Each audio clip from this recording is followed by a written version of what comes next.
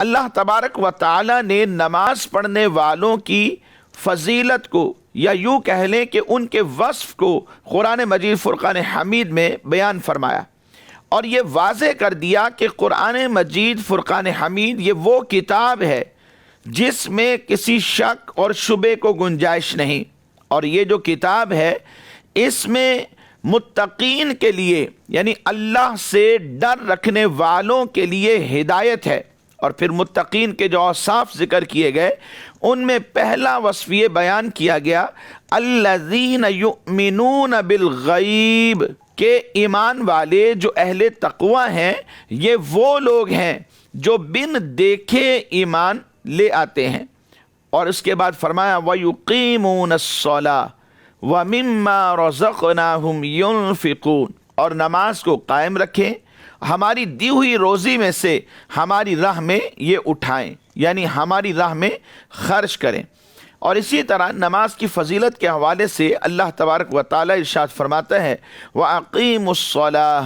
وَآتُوا الزَّكَاةَ وَارْكَعُوا مَعَ الرَّاكِعِينَ، اور نماز قائم کرو اور زکوٰۃ ادا کرو اور رکوع کرنے والوں کے ساتھ رکوع کرو، یعنی نماز پڑھو۔ اور ایک تیسرے مقام پر ارشاد فرمایا حافظوا علی الصلوات والصلاة الوسطی وقوموا للہ قانتین،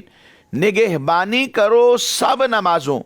اور بیچ کی نماز کی، یعنی تمام نمازوں کی حفاظت کرنے کا حکم دیا گیا بطور خاص درمیانی نماز جو نماز عصر ہے، اور فرمایا کھڑے ہو اللہ کے حضور ادب کے ساتھ وقوموا للہ قانتین۔ سرکار دو عالم صلی اللہ علیہ وسلم مسلمانوں کو نماز پڑھنے کی ترغیب دلاتے ہوئے ارشاد فرماتے ہیں کہ پانچوں نمازیں ایک جمعہ دوسرے جمعے کے درمیان اور رمضان سے رمضان تک بندے کے گناہوں کا کفارہ بن جاتا ہے جو اس کے درمیان میں اس سے ہو گئے تھے،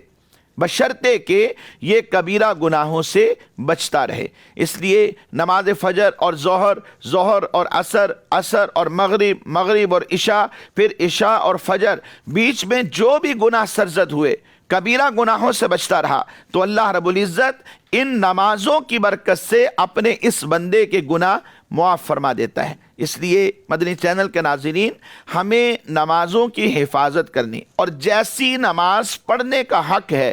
ویسی نماز پڑھنے کی کوشش کرنی۔ قبولیت اللہ تبارک و تعالیٰ کا کام ہے، لیکن ہمیں ہر ممکن کوشش کر کے جیسی نماز پڑھنے کا حق ہے ویسی ادا کرنی، اور اس کے لیے ضروری ہے کہ ہمیں احکام نماز آنا چاہیے تاکہ ہم نماز کو کما حق ہو جیسی پڑھنی چاہیے ویسی ادا بھی کر سکیں۔